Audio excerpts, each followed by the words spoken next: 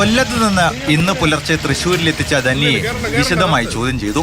Manappuram compact and consultant ലിമിറ്റഡിൽ assistant general മാനേജറായിരുന്നു യുവതി. 8 അക്കൗണ്ടുകളിലൂടെയാണ് പണം തട്ടിയത്. ആഡംബര വീടും സ്ഥലവും വാങ്ങുന്നതിനും ഓൺലൈൻ ട്രേഡിംഗ് നടത്തുന്നതിനും പണം ഉപയോഗിച്ചു.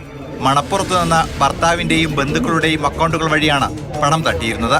അക്കൗണ്ട് വിവരങ്ങളെല്ലാം പോലീസ് പരിശോധിക്കുകയാണ്. സ്ഥാപനത്തിലെ ടെക്നിക്കൽ വിഭാഗം മാനേജറായി ജോലി നോക്കിയിരുന്ന ധന്യ മോഹൻ സോഫ്റ്റ്വെയറുകളിൽ കൃത്രിമം നടത്തിയാണ് ഇത്രനാൾ തട്ടിപ്പ് മറച്ചു പിടിച്ചതെന്നാണ് പോലീസ് സംശയിക്കുന്നത്. ഇതടക്കമുള്ള കാര്യങ്ങൾ ഇന്ന് നടക്കുന്ന വിശദമായ ചോദ്യം ചെയ്യലിൽ വ്യക്തമാകുമെന്നാണ് പ്രതീക്ഷ. 2019 മുതൽ വിവിധ കാലഘട്ടങ്ങളിലായി തട്ടിപ്പ് നടത്തിയ പ്രതി 20 കോടിയോളം രൂപ തിരിമറി നടത്തിയിട്ടുണ്ട്. വർഷങ്ങളായി തൃശൂരിൽ സ്ഥിരതാമസമാക്കിയ പ്രതിക്ക് വലപ്പാട് പുതിയ വീടും ആഡംബര വാഹനവുമുണ്ട്. Kodungallur DySP VK Raju, Valappad CI MK Rameshan എന്നിവരുടെ നേതൃത്വത്തിലാണ് അന്വേഷണം നടക്കുന്നത്.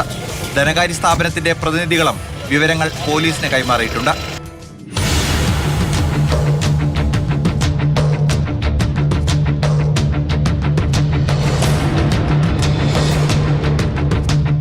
മാതൃഭൂമി ന്യൂസ്, തൃശൂർ.